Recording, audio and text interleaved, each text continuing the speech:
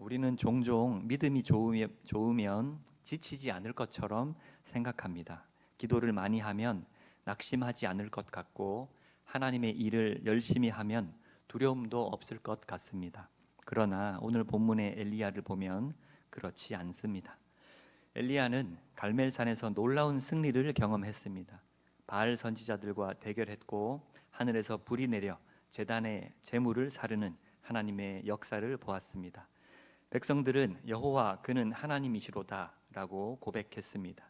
엘리야의 사역 가운데 가장 강력하고 놀라운 순간이었습니다. 그런데 바로 그 다음 장에서 엘리야는 무너집니다. 이세벨이 엘리야를 죽이겠다고 위협하자 그는 광야로 도망합니다. 그리고 로뎀나무 아래에 앉아 이렇게 기도합니다. 여호와여 넉넉하오니 지금 내 생명을 거두시옵소서. 엘리야는 더 이상 갈 힘이 없었습니다. 죽고 싶다는 생각이 들 정도로 깊이 낙심했습니다. 오늘 우리는 이 엘리야의 모습을 통하여 중요한 사실을 나누려고 합니다. 핵심은 이것입니다. 하나님은 지친 우리를 외면하지 않으시고 다시 일어나 걸어갈 수 있도록 회복시키시는 분이십니다. 사명길 중간에서 멈춰 있는 우리로 하여금 다시 전진해 나갈 수 있도록 도우시는 분이십니다. 알아서 잘 해보라고 하시고 숙제를 주신 뒤에 뒷짐지시는 분이 아니라는 겁니다. 우리 하나님은 우리가 완주할 수 있게 이끄시고 도우시며 함께 하시는 그런 분이시라는 겁니다. 일단 믿음의 사람도 지칠 수 있다라는 점을 먼저 나누고 싶습니다. 엘리야가 왜 이렇게 무너졌을까요? 어제까지만 해도 하나님의 불을 경험했던 사람 아닙니까? 그런데 이세벨 여왕 한 사람의 위협 앞에 도망하고 절망하고 삶을 포기하고 싶어 합니다. 여기서 우리는 믿음의 사람도 지칠 수 있다는 사실을 배웁니다. 큰 일을 감당한 뒤에 오히려 더 큰 탈진이 찾아올 수 있습니다. 오랫동안 가정을 돌보고 생업을 감당하고 사람들을 섬기고 교회의 일을 맡고 기도 제목을 붙들고 살아왔던 분들에게 어느 날 마음 힘이 빠질 수 있습니다. 여름 행사 잘 치르고 난 교육부서 교사들에게 이유를 알 수 없는 피로감과 공허함, 우울감이 밀려올 수 있습니다. 겉으로는 평소처럼 살아가지만 마음속에는 이런 고백이 있을 수 있습니다. 이제는 힘이 없습니다. 아무도 내 마음을 알아주지 않는 것 같습니다. 계속 이렇게 살아갈 수 있을까요? 내가 해온 일이 무슨 의미가 있습니까?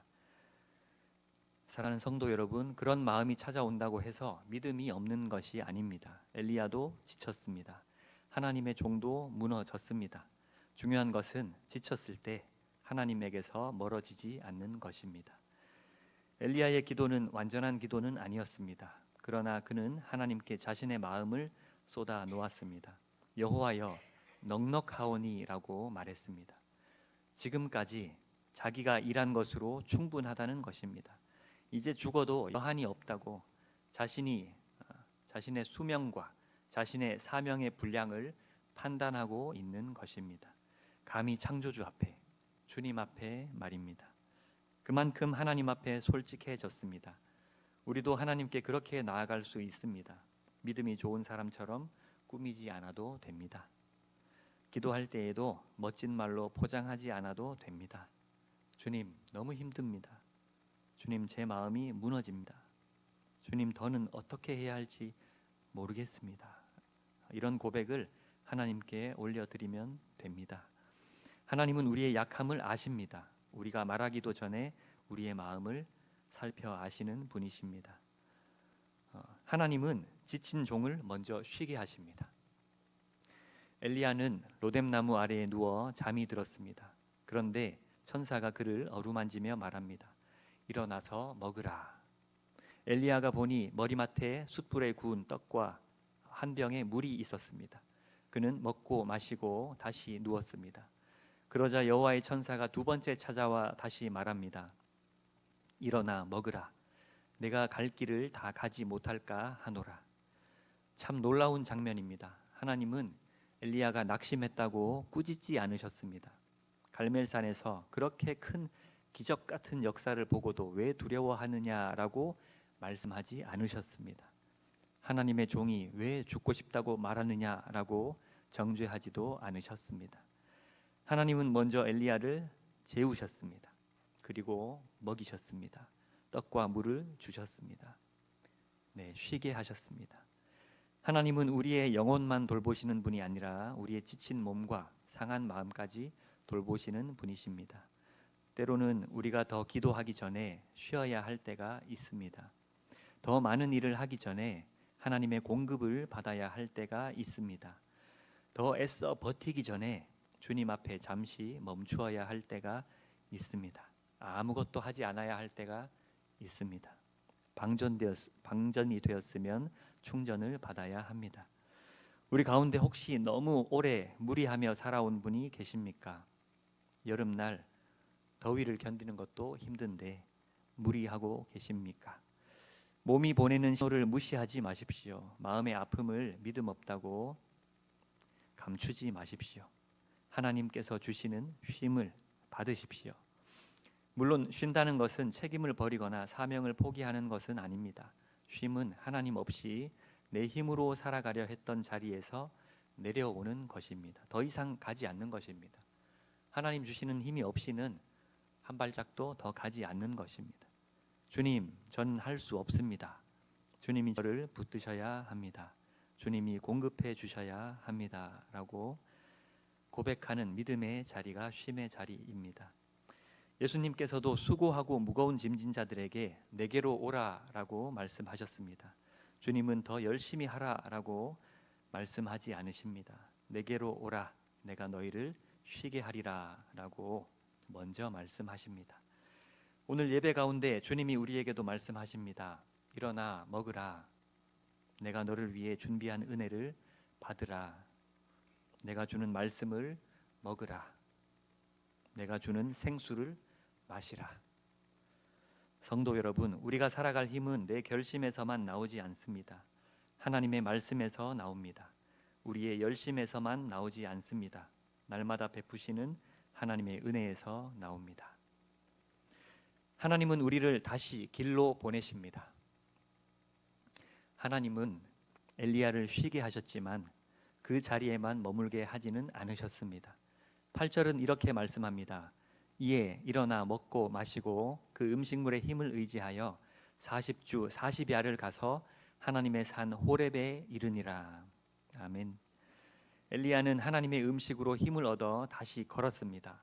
40일을 꼬박 더 걸어서 하나님의 산 호렙으로 갔습니다. 호렙은 하나님께서 모세를 부르시고 언약을 세우시며 당신의 뜻을 나타내셨던 곳입니다.